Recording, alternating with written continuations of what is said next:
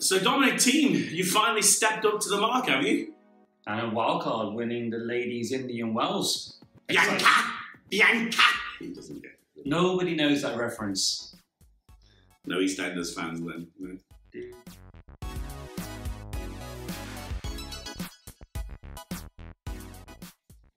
Hi, this is Paul from Strong Too Tight. Stephen here, hello. And I apologise in advance for multiple things that are going to happen over the next 20 minutes. Oh God, why? Well, first things first, Jules, I know you don't watch this, but I swore to myself that if I did get the opportunity, I would inform you that this douchebag, who you kindly gave that lovely top, he put the dog in your t-shirt. He knows, he's seen it. I should have worn it today, actually, shouldn't I? Yeah, but you've got the hat on. But can you believe that? The goodness of Jules's heart, he gives you it and you put it on the stupid dog. Why are we talking to one person who doesn't even watch the show? Well, hopefully his missus can. Hopefully. Hi, Eliane. Hi, Eliane. Hi, Jules, anyway. But yeah, that's one thing. Okay, so yeah, here we are to discuss a couple of tournaments. We're going to do a bit of a quick roundup about Dubai, because we didn't do our Dubai one, mainly actually because we were really busy. It's been quite busy, hasn't it? Yeah, it's been busy in a kind of frustrating way. Not busy with the right things and stuff like that. Busy with the right things. Well, firstly, we were busy during the ATP week. Should we start off there? Yeah, why don't we? Why were we busy, Paul? Well, because we actually became part of the coaching team for John Julian Roger and Horia Takam. Which is exciting, wasn't it? It was a good week, a long week, but a good one. Yeah, I mean, for me, it was a bit longer than for him because he wasn't the one waking up at 5 stupid o'clock in the morning to restring Jules' rackets in his natural gut. Yeah, I was the one ferrying it around and being on site. Yeah, 11 o'clock and whatnot. But no, I mean, it was very interesting. I mean, I hope that you guys that watch us see that we haven't really necessarily got egos, or certainly from a coaching perspective, I don't believe we've got egos. And to have the opportunity to be on the team, to actually have the guys come off and say that they wouldn't have got through it if it wasn't for us in that quarterfinal match, was possibly one of the biggest buzzers of my life. Yeah, that's cool. Yeah. I must admit, I couldn't sleep that night. Yeah, yeah, it was a good honour. But then they lost in the semi-finals, and I was just depressed for the day. I forgot how competitive I was. Actually, it brought it back out a little bit. I guess some people might think semi-finals is good, but which I guess it sort of is. But to me, losing a semi-final is like a third-place playoff in a World Cup, or coming fourth in the Olympics. It's like, so close to getting to a final, or at least have an opportunity to win an event. But to be fair, they actually lost to better people on the day. Rajiv Ram and Joe Salisbury, who won the tournament, were pretty much outstanding throughout the whole week, weren't they? I mean, deserved winners. Yeah, I mean, they were awesome throughout the tournament. They were untouchable. And, lovely guys as well. Yeah, absolute gentlemen and a half. So I can't really thank everybody enough for that. And yeah, I just think on the whole, I mean, DDF for me, obviously, this year was very different to previous years. Better or worse? I didn't miss the things that I think everybody thought I would might. miss. Yeah. That's what you tell yourself, anyway. No, I just didn't. I know what you mean. Didn't miss it at all. Oh no! Look what's gone off behind us. I wonder if I do this. Does it come back on? There we go. I'm sure no one's even noticed anyway. No one really. So it's Strong Too Tight if you're not aware anyway. But I guess we should probably start with Roger, 100th title. Had a few nervous matches to begin with, but once he got into his stride, there was no looking back, and he just romped away with it in the end, didn't he? Yeah, the match against Chorich was very, very interesting because I expected Chorich to be able to come through, but he just seemed so tired. He had that late match with Birdish, isn't he? Insanely late match the night before. So yeah, I mean, Tsitsipas did flatter to deceive. I mean, I still consider Tsitsipas to be kind of like Roger, but if Roger was playing with ice skates on and didn't know how to skate. Where Roger was when he started coming through, like a little bit raw, but you can see has the ability to do everything. Can't stand that serve. It's unusual, isn't it? It just jumps all over the place. It is unusual. I think, again, I'm sure I've mentioned this before, actually. I think the biggest difference with Tsitsipas, although I was going to say Thiem and Zverev, well, certainly, let's say Zverev, Tsitsipas seems to have a lot to improve on, whereas Zverev, you kind of feel, and Thiem to a certain extent, have not plateaued, but their game has not maybe developed in the last couple of years, or it's hard to see where they can go, whereas you feel with Tsitsipas, you've got a long way to go. But I think the one thing that you'd say about Zverev now is that, hey, these guys are starting to win things now, and you're not. Ever since he won the Masters last year, he's not really done anything so far this season, but it's still early days. We're still in March. Yeah. I think Belinda Bencic. Well, I was going to say, yeah, unbelievable. She was amazing. She'll be number one by either the end of this year or middle of next year, without a guarantee, or without a shadow of a doubt in my mind. Just so you know, she won't. She won't be number one with it. Well, Osaka's got 2 slams, so she's going to have to win 2 slams. Yeah, but Osaka can only win a slam. She can't do anything else in the rest of the tournaments.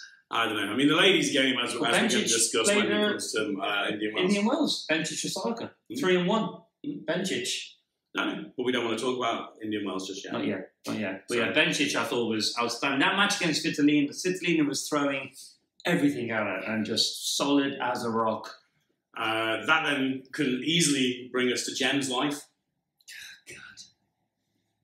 Yeah, disgusting. Now, I was so tempted because obviously Svitolina hung back. Obviously, Monfils has picked up a little bit of form, maybe down to Svitolina, you could say, but God, I was this close to just saying, what are you doing? What are you? I think even Roger was having a little smirk to himself in one of the videos. Yeah, my missus actually yesterday said to me about it, and I said, well, I think it's pathetic.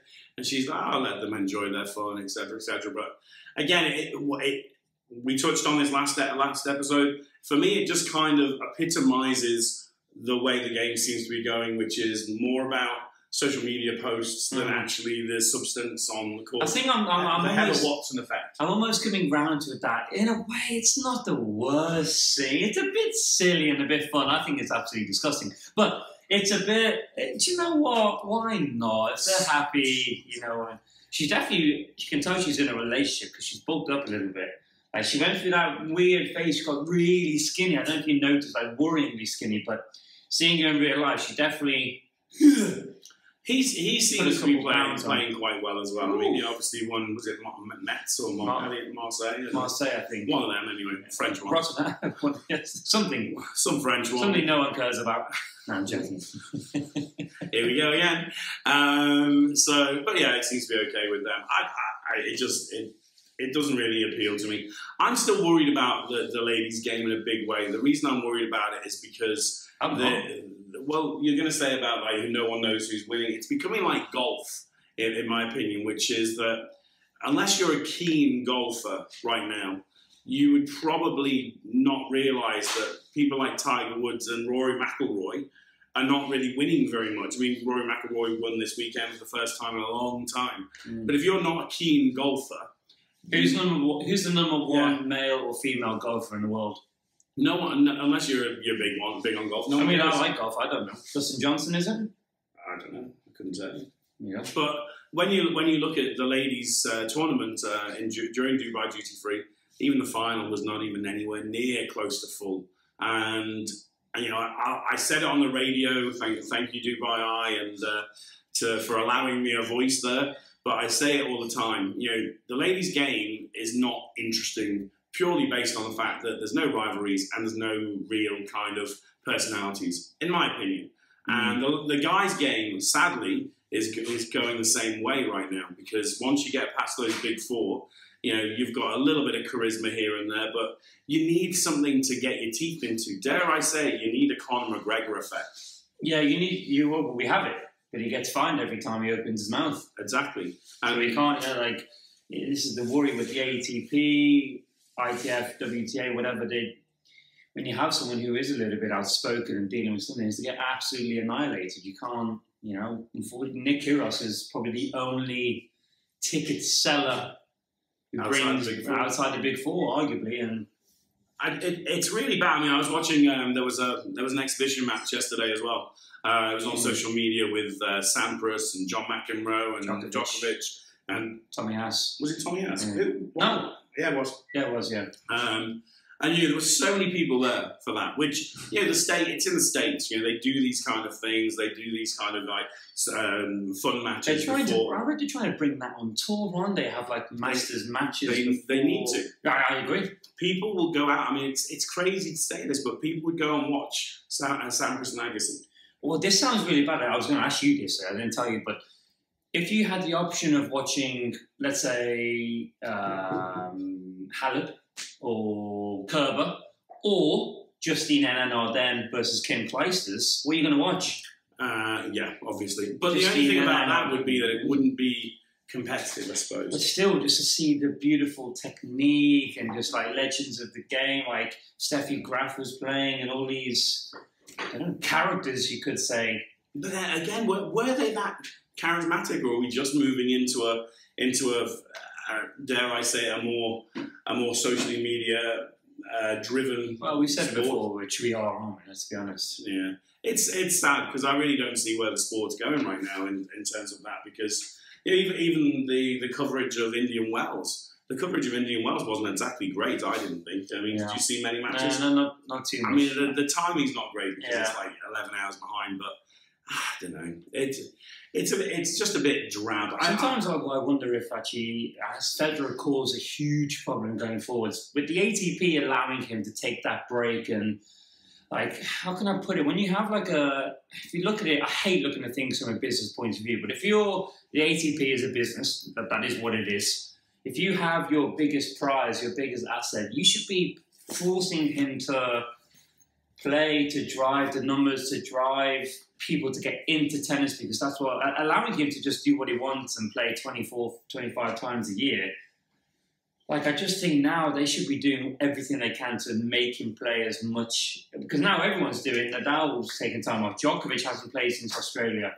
Do you know what I mean? So the top players now have got so much freedom to do what they want. Did you notice, by the way, way, for the future when Nadal pulled out again?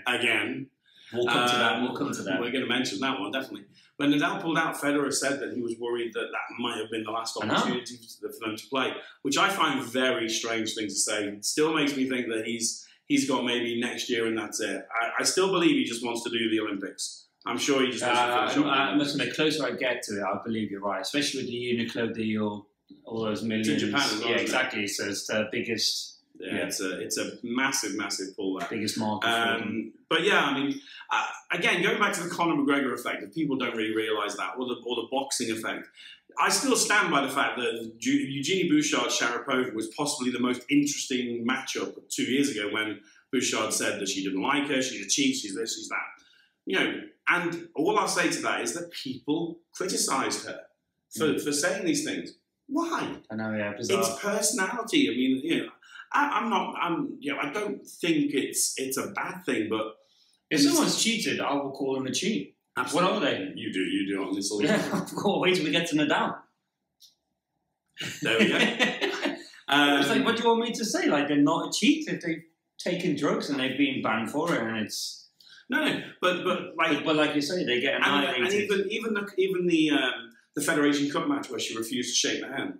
That killed that. Well, that's probably ruined her career in the beginning of the end. But the stupid thing is that attracts attention, and the ladies' game right now is not attracting attention, and it needs to. It needs to do something exciting. It needs to do something. I still can't believe that when even considering not having the Hotman Cup. I know. I'm gonna have to keep doing this all the time. One of the best mixed events of the year, and it looks like it's probably going to go at the start of the year. The players love it, brings in a lot of attention, but yeah. Great way to start the season. Benches and Federer win it, and then they go on to win. Look what's happened in the year, yeah. It's just stupid. Okay, well, let's move on to Indian Wells. Well, where should we start? Where do you want to start? We'll start with, who the hell is Bianca Andreescu? Where's she come from? Who is she? Well, I like her already. Yeah, like the way she plays. She actually varies her game quite a lot. Seems like she's got a bit of personality as well. Yeah, off the court. Tough as well. Looks tough as nails. I know all the Romanians are claiming her already. I was going to say she's not in the slightest bit Canadian. She's Canadian. She was born there. She lived. I just got Wikipedia, which could be wrong easily. She lived there till she was 7. She went to Romania for 2 or 3 years, and then went back to Canada for 11 since when she was 11. Okay. So if you and Letitia have a baby here, are they Emirati? Be honest. Yeah. No, they're not. You know they're not. Okay. So I mean, it's a tough one because, again, what I would say is that she's obviously got that kind of Eastern European, gritty, determined, like attitude and personality. I'm guessing just based on the ethical standpoints of things, you know, I'm sure that, you know, I mean, in the UK, for example, you know, you're quite ostracised if you slap kids around your own kids and stuff. And I don't believe that the same things are in place in these sort of... Well, in Canada. In Canada. Oh, Romania. I mean, the Eastern Bloc countries and stuff. Yeah, but it is fantastic that we've got this situation where, you know, this girl is Canadian. Well, she's playing for Canada. She's Canadian. She's got a correct Canadian accent. Canadian tennis, eh? Canadian. Louis Kay are effect, even though he's not been there for 20 years. I'm saying, they're on fire. Christophe Lambert, effect, he was there for years. Well, Felix Alicien, Auger, whatever his name is. I love the way that guy plays. Yeah. I love it. Obviously, Shapovalov. Raonic is coming back to a bit out. He got to the semi-finals. So, Bouchard, Andrescu. There's another one who I've forgotten the name as well. Is it Destiny something? I think she's there. Maybe not. Despacito. My wife just said Despacito. That's her name. That is her name. Yeah. Yeah, resurgence. So it's really good for Canada. It's about time as well, actually, because, you know, but then a lot of people, sorry, but a lot of people emigrate to Canada and Australia. I mean, look at the Kyrgios and Tomages of this world, who Tom Lanovich as well. Yeah.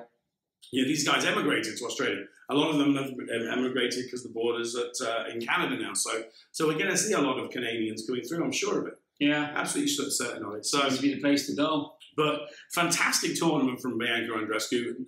The ladies' game, one thing you can say about it is you just haven't got a clue. That's a good thing. Isn't that what we've called for, though, in the men's? We always want new winners, and I like not knowing who's going to win. I don't think that's what people want. I So really what? don't. No, I understand that, but I don't think that's what puts bums on seats, though. That's what we want, and that's more important. Well, yeah, because we're that important. I like not knowing who's going to win. Well, we didn't know. I mean, you know, who'd have thought that Kohlschreiber would have beaten Djokovic? I did call it. Who'd have thought that Djokovic and Fognini would beat Jules Honoria? Damn it. I know, yeah. Frustrating. And boys, you brought it back as well. You were 6-1 down in that third set tiebreak. Anyway, let's not go there. And then team beating Federer. I mean, I'm glad to see finally somebody. I mean, I love Federer. He is my god. But I was glad he lost. I wanted him to lose. I wanted somebody. I just hope it's going to have the same issue though. Team will win his first 1,000 Masters title, and then he's going to lose first or second round next week. They never capitalise. They never seem to gain momentum. I worry. I hope I'm wrong. I would love to be wrong, but you know, okay, in the 3-set matches, they've always got a bit of a chance. But when it comes to a Grand Slam, they still don't know how to win a Grand Slam. Well, team obviously is. You know, I think he's going to go into Roland Garros' third favourite. Third favourite. So Djokovic, Nadal, and Nadal, Djokovic, and team. I actually don't see anybody other than those three. No, I'm with you on that. But it's still a long way to go before we actually start thinking about the clay. Well, we've still got Miami. Obviously, we should talk about Nadal. Go on then. Pulled out again. I was just looking at his a little picture that goes round on Instagram. You may have seen it, you may have not. But in the last 15 hard court events. That's a lie. The last 16 hard court events dating back to January 2018, Nadal has retired or withdrawn from 14 of the events. So 14 out of the 16 hard court events dating back the last 2 years, he's withdrawn. I have to say, in this situation, and you know, I'm a big Nadal fan. Yep. I mean, I respect him. I think he's great. It winds me up because even with Barber, he pulled out of that. Yeah. So, and that was on. Because he's a money grabbing cheat. That's why. Okay. So collects his appearance fees and then he wanders up. But yeah, I mean, when you look at it, just play the Australian Open and the French and the US Open. Nadal. Don't play any others. Just play on clay and play those two slams. And grass. Maybe a couple of indoor stuff as well. But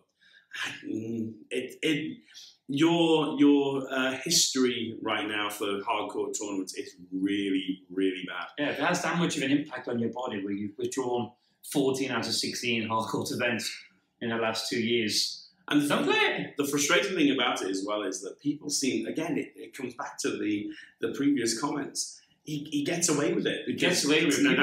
People think he doesn't retire and he's tough, but he knows what he's doing. He's going to have a little break on his yacht, start pumping the juice, and then get ready for the clay season when he'll be fully fit and there's no knee injuries whatsoever. Okay. Pumping the juice is, I mean, in the gym, of course. That juice, yeah? That juice. Ah, okay. Yeah? I thought you were talking about another juice. No. The one that Lance Armstrong can do. Let's see when his muscles are rippling. Right. I think we're up to around about 20 minutes. We must be. Oh, my mum is in the house right now. It's great. Paul's mother has arrived in, well, I was going to say sunny Dubai, which it is today, but thunderstorms and rain, sandstorms yesterday. It was apocalyptic. Brilliant. It sent me loads of photographs. Wasn't that good? The dog couldn't sleep, but... I just want to spend 2 to 5 minutes discussing 10 minutes discussing the Special Needs Olympics and the legacy that I've spent a long time trying to create. The legacy that we've created.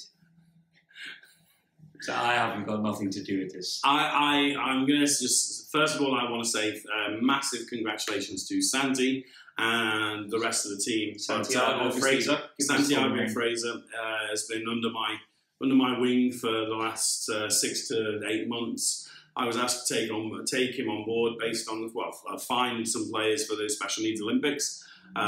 He won gold in the doubles the other day. I mean, that is amazing.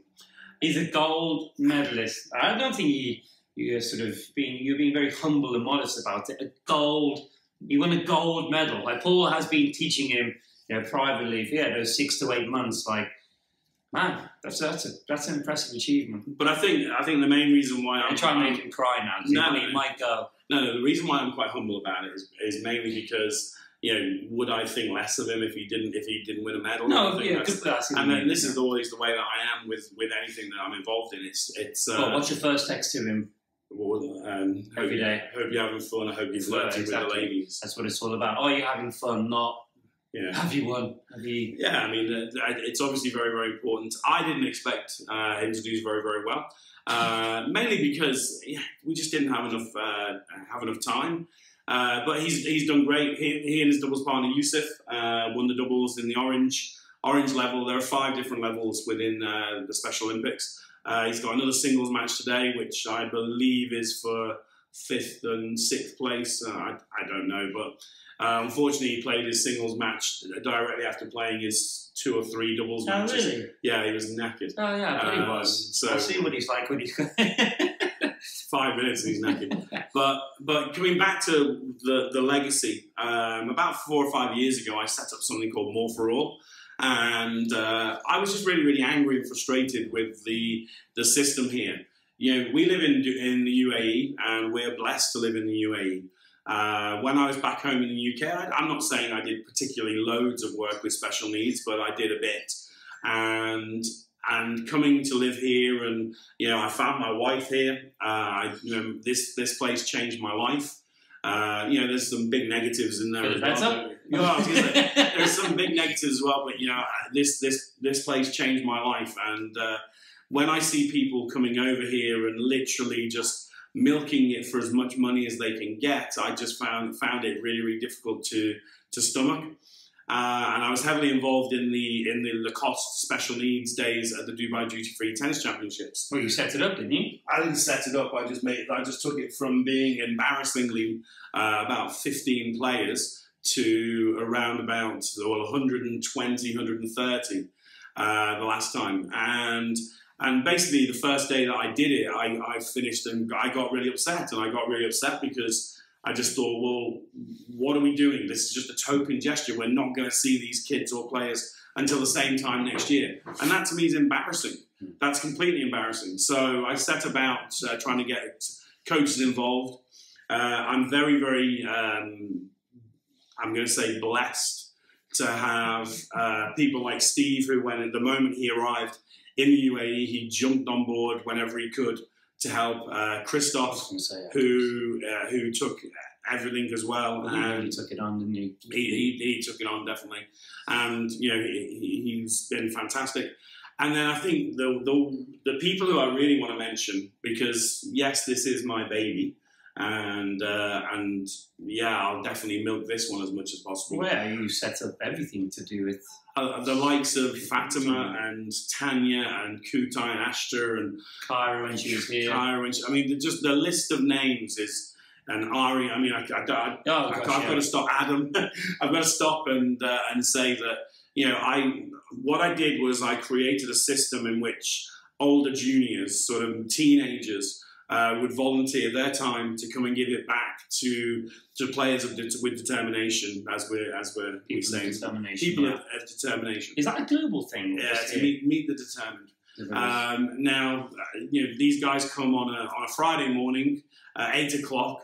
For those of you who don't realise, you know, when you're in the UAE, Friday is just Sunday, basically. Yeah. So it's a very, very special day. Everyone's going, oh, yeah, 8 a.m. on this day off on the weekend. Why did he do that?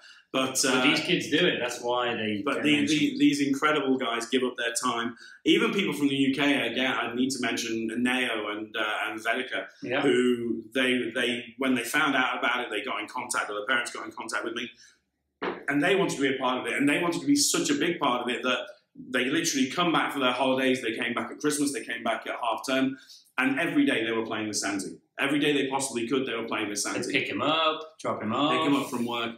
Yeah. So the legacy that I'm trying to create from this is that this isn't just the end of it. And I think this is what hopefully the powers that be realise that you know, the UAE currently is in the top 10 of the medals table. We're 7th in the medals table for the Special Olympics. And you know, yes, I know it's on home turf, but let's take into consideration how big and how young the UAE is. How small it is. Yeah. I mean, well, big as in over there. But you know, China in first place, the Great Britain are second or third, the US are above us. But you know, you've got superpower nations that are above us, and here we are, and we've done it now.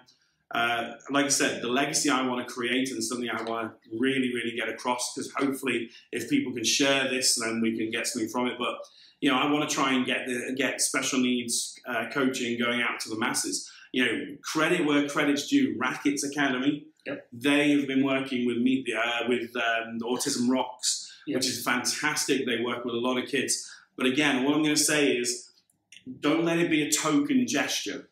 Yeah. Okay, this is what I can't stand. Don't do it for the wrong reasons. Yeah, don't do it just because you want to feel good once a month or once a week, whatever like that. Well, you can do it with use purpose. Your company to look good or whatever. Well, Nagina now, who's gone back to Uzbekistan, you know, the success of Santi, I immediately got in touch with Nagina's mum, Nilush, who says hi, by the way, Alicia. And she said, yeah, she's lovely.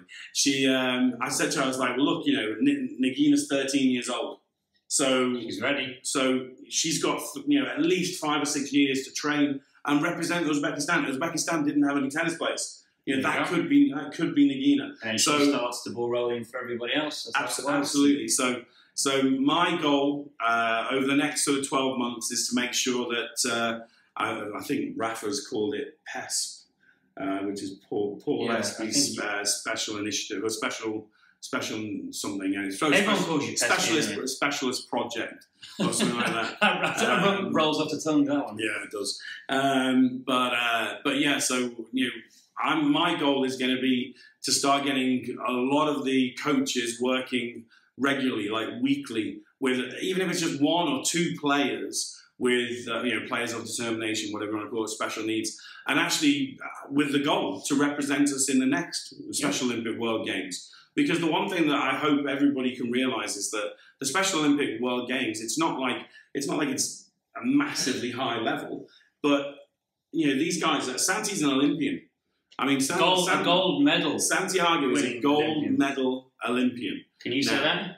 And I said to his mum, I said, I'd have given my anything to be an Olympian. Absolutely anything. The opening ceremony that they had was spectacular. My wife and I went there. And yeah, how many people get to say that? So I don't care if it's special needs, I don't care if it's Paralympics, I don't care if anything. Gold is gold. You know, there's the goals. It gives you a goal. So coaches in the UAE, please, if you want to be involved, get in contact with me. You know, my program is open. Everybody knows it.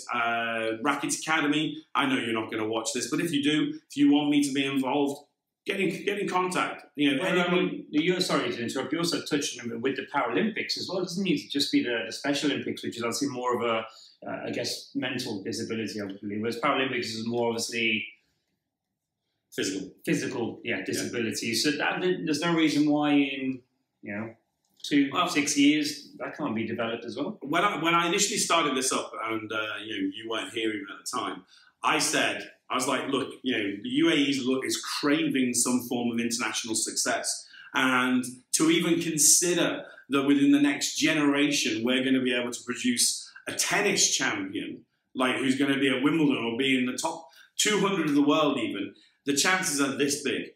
Why? Well, because the pot of players that you're coming up with is too small. It's way too small. It's way too commercial here. And to be a superstar player, like, you know, we're obviously hoping people like Steffi and whatnot, Ava and Kumba, these guys can make it. Yeah. But if you want to be in that sort of pot, you need to get out of here because there's not enough players here.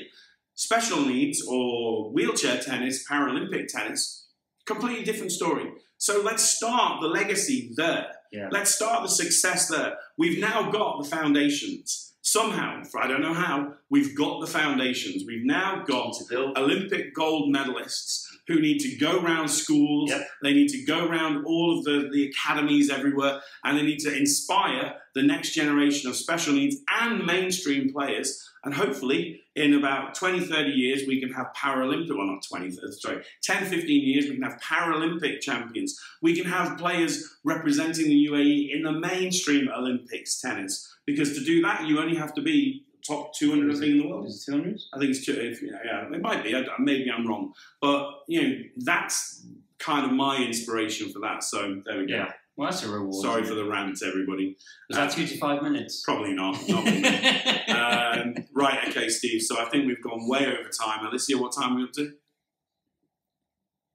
32 minutes. Oh, not so bad. For us, that's quite good. Yeah, with me wittering on and talking a load of garbage. As usual. As usual.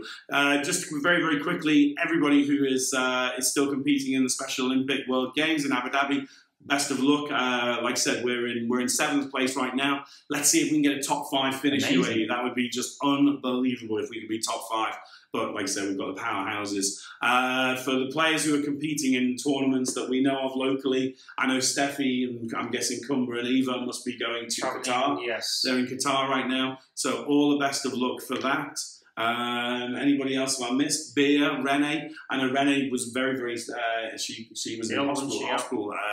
So hopefully you guys are all fully fit. Good luck to me. Why you? No, just to me. Yeah. Okay. Great. Why not? Just sending positive vibes. Okay. And I'm just trying. There isn't any tournaments or anything I've missed. Oh, well, I'll say shout out to my guys, people like Addy and Rafa and all that lot. They're all going to be starting to compete in a few tournaments over the next few weeks. They got Easter coming up, haven't we? So should be some tournaments running. Yeah, well, hopefully. Somewhere. It's been a pleasure. As ever. We'll do another one after Miami. We'll get your lovely mum on. Yeah? I think she's gone by the time Miami's there. Nah. I'm not getting my mum on. What's my mum going to do? She's just going to stand there and sit there going... You can have a fan on. A fan. My mum doesn't even watch. She looks at it and just goes, "Don't worry, it's boring." Like most people then. Yeah. Like most people. But again, we keep on having people asking us when the next one is. Corley, she's always asking. One of the 10-year-old boys I have on a Saturday morning. Oh yeah. When are you doing your podcast? No idea. No, I never told him. I don't know how I'll tell you who, a certain person who rejected my proposal, he always watches. Yeah. God. Always watches. So, there we go. There we go. Be careful what you say. No. Right. Thank you very much. Thanks, everyone. You're all angels. Share, like, love. Yeah. Let's see if we can get to more than 100 views. Between the 4 people in the room. I tell you what, if we get over 100 views, Stephen has agreed that he will do the next podcast without a top on. I mean, that's going to go viral, surely. And I'll do it without my shorts on. No one's going to notice anything different. Will we get in trouble? Being in the UAE if we did it topless? I'm not doing anything topless. Why? That would go viral. Maybe that could be our thing. Well, let us know if you think we should do the next one topless. We're such media whores, aren't we? Yeah, We're just yes. desperate to try. Oh, I'll do anything. I want freebies. That's the only reason I got into this game.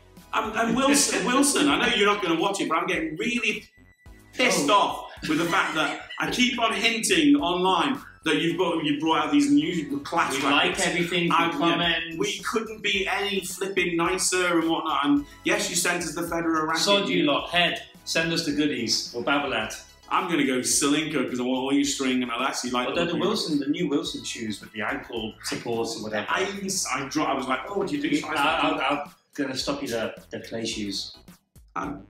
Yeah, when I looked online, they're clay shoes. They're clay apparently. Would it matter for me? Good point. Literally just stomping. Good point. Right. Oh, my missus has got So I think the next time Steve will have to do the podcast without t-shirt because the last video we have more than 100 views. We'll go this one. If this one gets more than 100, I'll tell you, that gives me a good reason to get in the gym. Actually, if we can get 200 views, Steve's going to do this with topless. Can I leave my hat on at least? Yeah. You can leave your hat on. We should just finish on that. There we go. See you soon. Oh dear. There we go. We're done. I don't even know what we spoke about then.